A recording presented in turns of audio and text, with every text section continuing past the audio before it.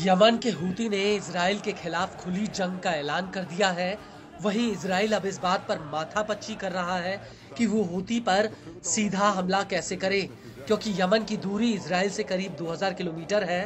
लेकिन इस सब के बीच मोसाद के मुखिया डेविड बर्निया ने सरकार से कहा है कि वो हूती को रोकने के लिए ईरान पर सीधा हमला करे, लेकिन नेतन्याहू इसके खिलाफ हैं। और इस सब के बीच हूती ने इजराइल के बाहुबली एयर डिफेंस सिस्टम की नाकामी को पूरी दुनिया के सामने ला दिया। हूती के ड्रोन और मिसाइल लगातार तेल अवीव को दहला रहे हैं।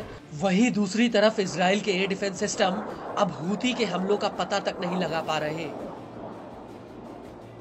और अब इसी कड़ी में हूती ने लगातार चौथे दिन तेल अवीव पर एक और बड़ा हमला किया है।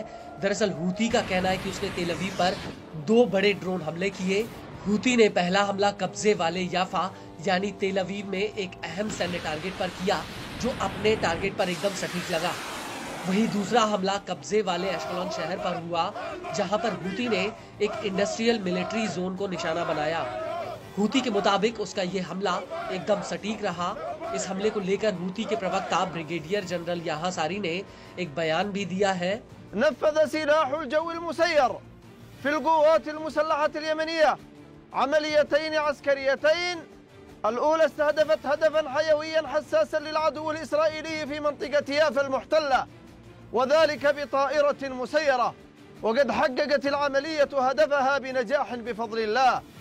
والأخرى استهدفت المنطقة الصناعية للعدو الإسرائيلي في منطقة عسقلان المحتلة بطائرة مسيرة، وقد أصابت هدفها بدقة بفضل الله. आपको बता दें कि हूती ने इससे पहले 24 और 25 दिसंबर 2024 को लगातार तेल अवीव पर हाइपरसोनिक बैलिस्टिक मिसाइल फिलिस्तीन 2 से हमला किया था।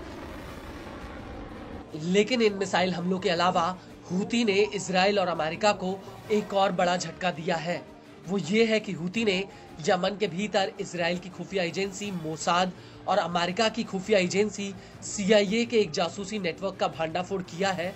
हूती के मुताबिक ये नेटवर्क यमन के भीतर हूती के खिलाफ अमेरिका और इजराइल के लिए जासूसी कर रहा था। हूती के मुताबिक उसने इस नेटवर्क के कई जासूसों और सहयोगियों को पकड़ा है, जिन्हें भगौड़े हामिद हुसैन फैयाद मुजाली ने भर्ती किया था। हूती के मुताबिक इन जासूसों को हूती के खिलाफ इंटेलिजेंस मिशन पर लगाया गया था, जिसमें इन्हें मिसाइल फोर्स, ड्रोन फोर्स और अन्य सैन्य अड्डों की जासूसी और उनका पता लगाने का जिम्मा सौंपा गया था। लेकिन इन जासूसों का मुख्य काम हूती के मुखिया यानी अंसार अल्लाह मूवमेंट के प्रमुख सैयद अब्दुल मलिक अल हूती की लोकेशन का पता लगाना था। यहाँ पर आपको ये भी बता दें कि हाल ही में इजराइल के रक्षा मंत्री इजराइल काट्स ने हूती के नेताओं का पूरी दुनिया में कहीं पर भी सिर काटने का ऐलान किया था। और अब इस खबर के बाद ऐसा लगता है कि मोसाद के टारगेट पर हूती के मुखिया हैं। लेकिन इससे पहले भी जून 2024 में हूती ने यमन के भीतर अमेरिका और इजराइल के एक बड़े जासूसी नेटवर्क का भंडाफोड़ किया था। हूती ने उस वक्त दावा किया था कि ये जासूसी नेटवर्क यमन के भीतर साल 2015 से कई सरकारी संस्थानों के भीतर काम कर रहा था।